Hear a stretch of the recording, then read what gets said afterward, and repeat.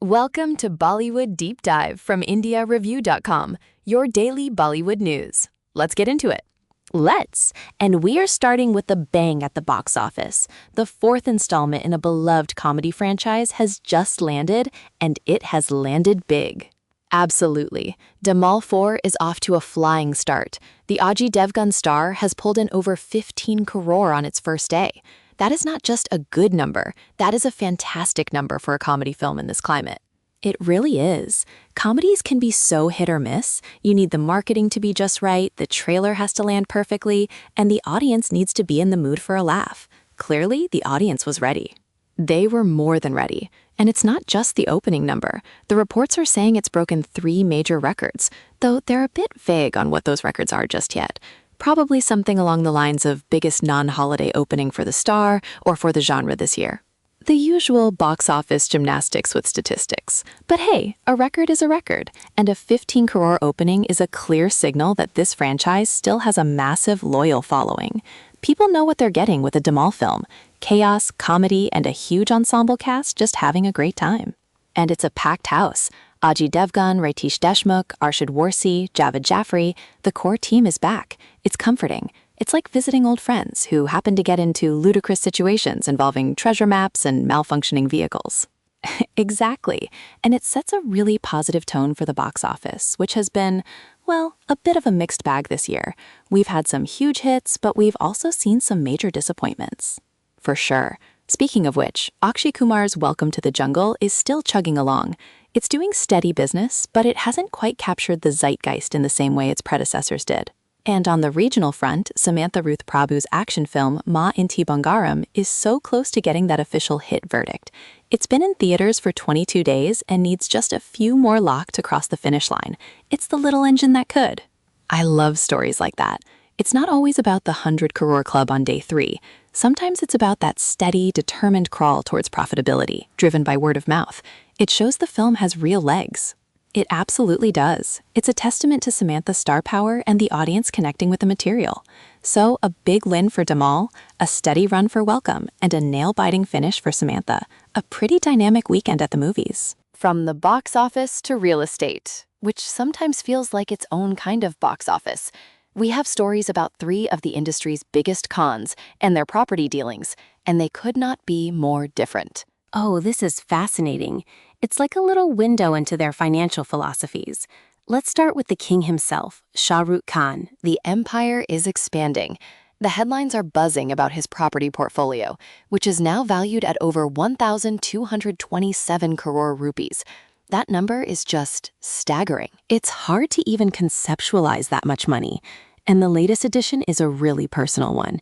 He's bought a property in Delhi for 37 crore. But it's not just any property. It's reportedly his family's former home, the place he grew up. He's effectively bought back a piece of his own history.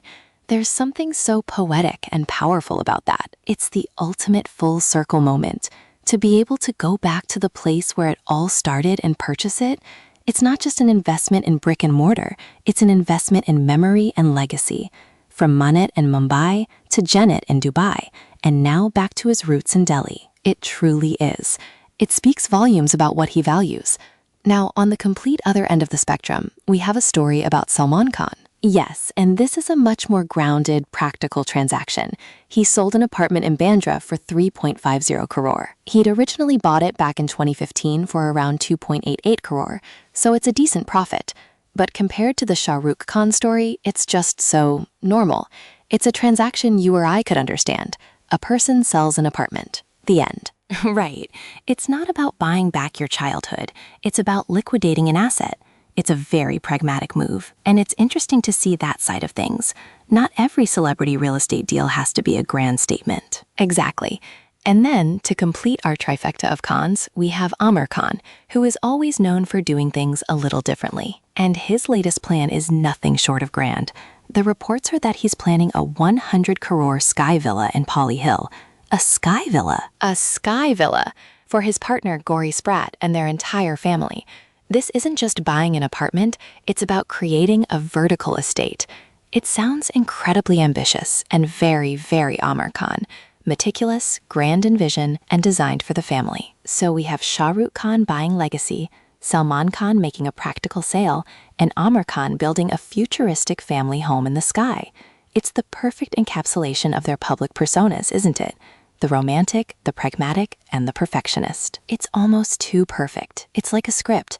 But it's a fascinating glimpse into how they operate beyond the film set. And speaking of Amir, his real estate plans are ambitious, but so are his film plans. He's got 2 massive projects in the pipeline that sound incredible. Yes. First up, he's reteaming with Excel Entertainment and Rajkumar Hirani Films for a project called Lalkara. I love this.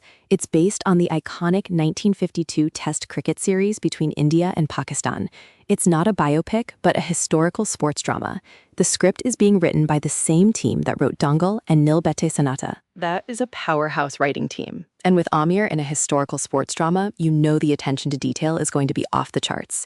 It's also being directed by Ashutosh Gawarikar, who he worked with on Lagan. It's a reunion 25 years in the making. That feels so right.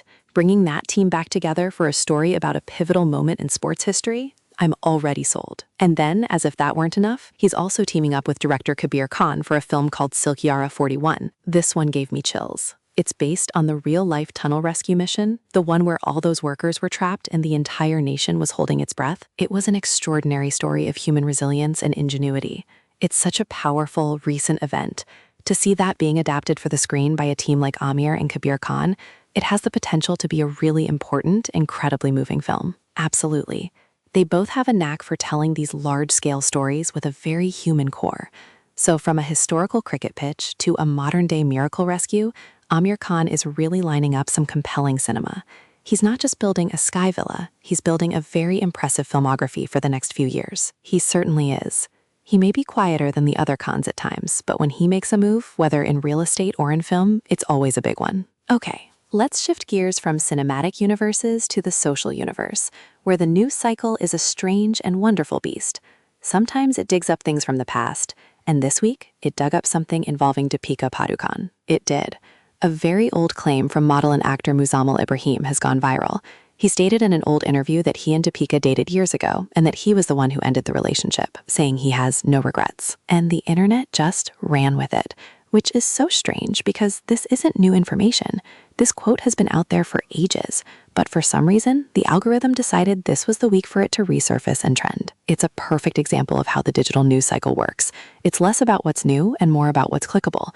And a headline with Deepika Padukone and I left her is, unfortunately, very clickable. It really is, and it feels so disconnected from her current reality. She's happily married to Ranveer Singh, they have a daughter, they're expecting their second child. She's in a completely different phase of her life. This story feels like a ghost from a past that is so far in the rearview mirror. We're not here to comment on the validity of the claim itself, because frankly, it's ancient history and none of our business. What's more interesting is the why now. Why does this resurface? It just feels like noise. It's content churn. Exactly. It's digital archaeology, digging up old bones for a new audience. Let's leave that one in the past where it belongs. On a much happier and more current social note, it looks like wedding season is in full swing. It is. The pre-wedding celebrations for Akansha Ranjan Kapoor and director Sharon Sharma were held, and the guest list was a who's who of young Bollywood. The pictures were everywhere. Alia Bhatt, who is Akansha's best friend, was there, of course. Janhvi Kapoor, Sonakshi Sinha. It was an incredibly stylish affair. It looked like so much fun. Everyone looked gorgeous. It's always nice to see the industry folks just letting their hair down and celebrating a happy occasion for their friends. It's a reminder that behind all the blockbusters and brand deals, they're just a group of friends. Absolutely. It's a nice, positive story, just pure celebration.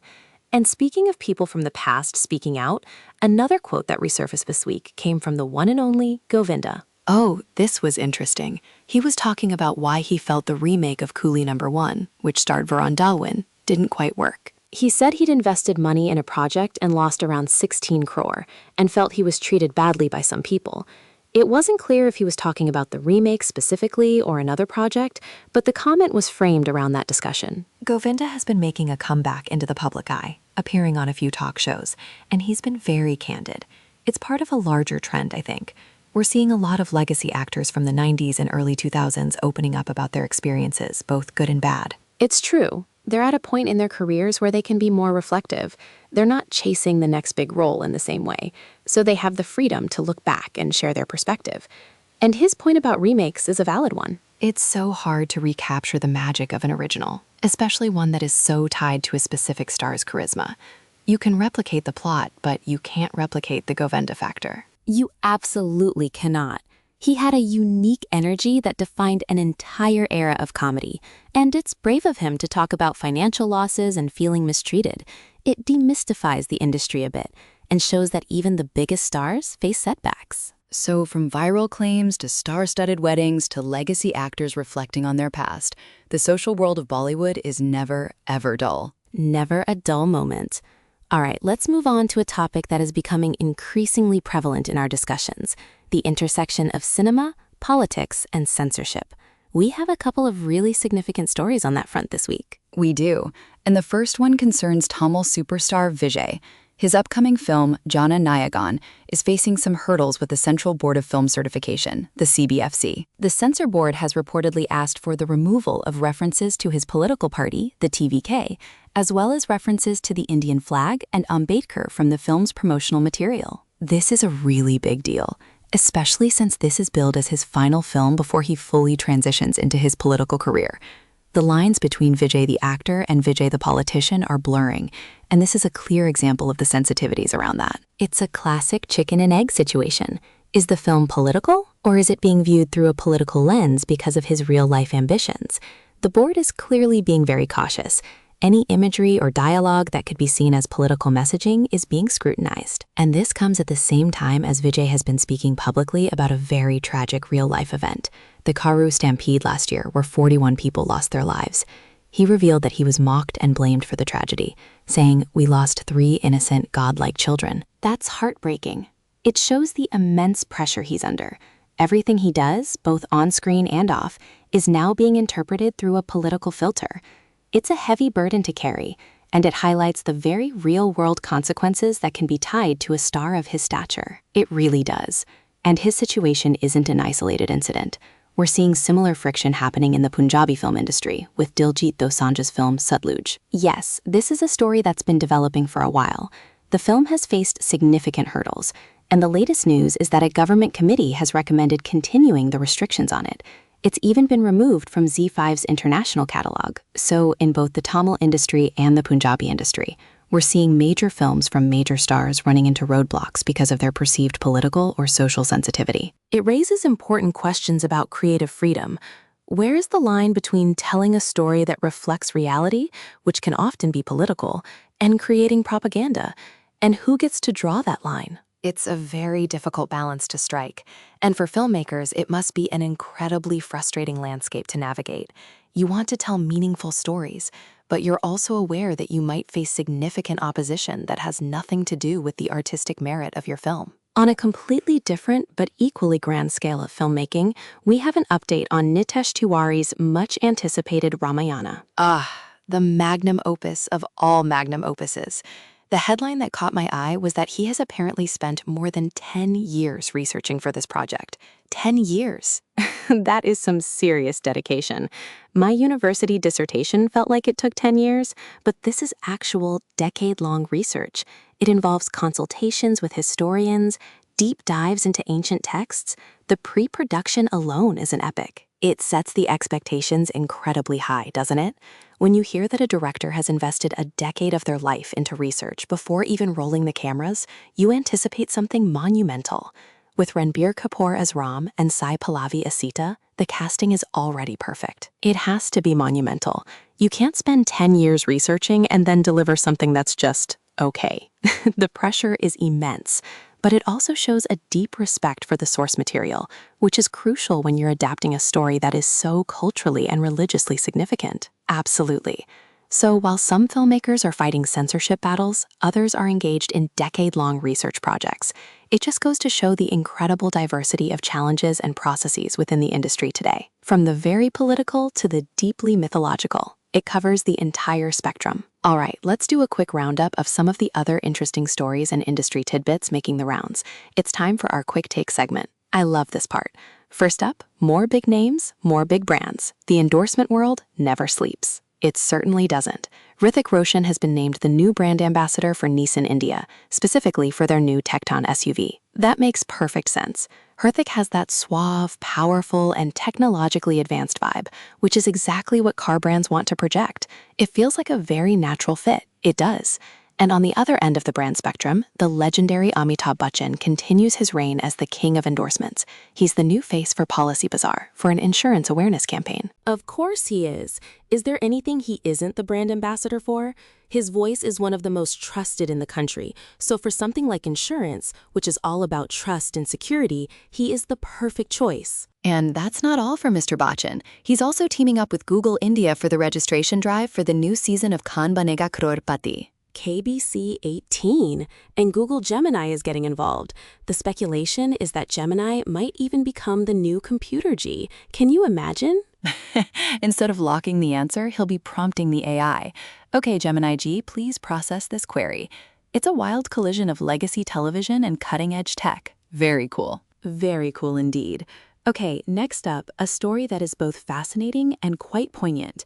It's about an actor named Shafiq Saeed. This story really stuck with me. As a child, he starred in the Oscar-nominated film Salaam Bombay and even won a national award for his performance. He was discovered on the streets of Mumbai. An incredible, meteoric start to a career, but the story reports that today he drives an auto rickshaw to make a living. It's just such a stark reminder of how fleeting fame can be, especially for child actors.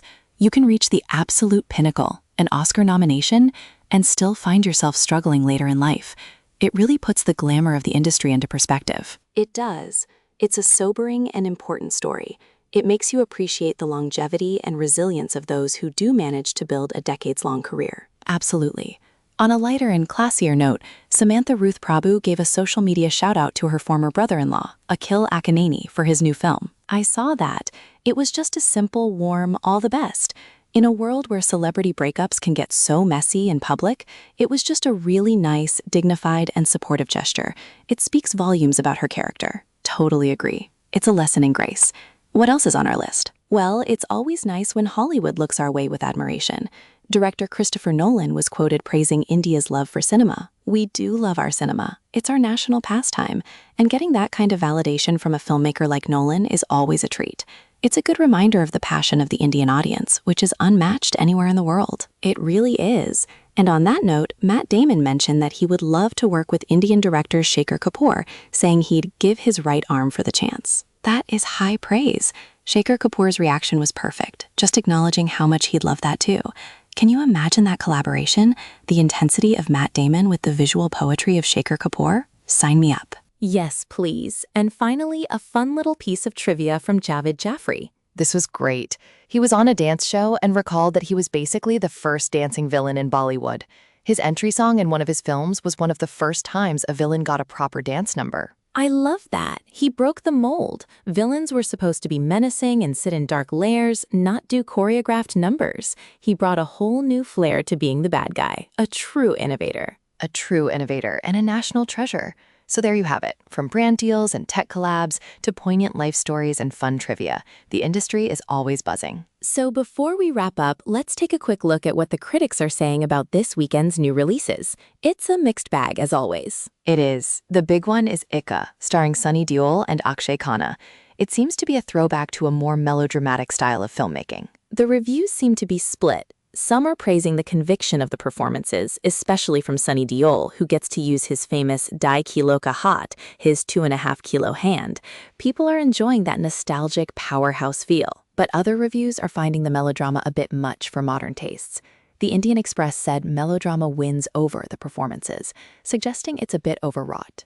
So it seems like your enjoyment of this one will depend heavily on your tolerance for high drama. Exactly. If you're in the mood for a classic, emotionally charged Sunny Deol actioner, you'll probably have a great time. If you're looking for something more subtle, maybe not. Then we have Ika, Nobody, the Prithviraj Sukumaran heist thriller. Ooh, another one that seems to be dividing critics. The concept is being called unconventional and interesting, but it sounds like the execution fumbles a bit. The Hindu said it fumbles in the final act, while the Indian Express had a harsher take, saying it steals your time, not your attention. Ouch. That's a burn. That's a proper critic burn right there. It sounds like one of those films that has a brilliant idea but can't quite stick the landing, which is always a little disappointing. It really is. We also have a bunch of smaller, interesting releases. There's Mother Promise, which is being called a wacky homage to cinema in Bengaluru. There's Dug Dug, a satire on the business of belief, and Toaster, a dark comedy starring Rajkumar Rao. The review for Toaster said he shoulders a laborious dark comedy, which suggests he's great in it, but the film around him might be struggling. That happens so often with brilliant actors like him. He can elevate any material, but he can't save a script that isn't working. It sounds like a weekend where you have to choose your movie carefully, based on what you're in the mood for. There's no single, universally acclaimed blockbuster. It makes for a more interesting cinematic landscape, I think. You've got melodrama, heist thrillers, satires, dark comedies, a little something for everyone, even if none of them are perfect 10s. It encourages audiences to seek out what truly appeals to them, rather than just following the crowd. A very diplomatic and positive way to put it. And with that, I think we have covered the length and breadth of Bollywood this week. From the box office highs of Dhamaal 4 to the poignant lows of an actor's post-fame life, and all the real estate, politics, and brand deals in between. It has been a packed week. Headlines to heartbeats tuck. You've been listening to Bollywood Deep Dive from IndiaReview.com. Come back tomorrow. Namaste.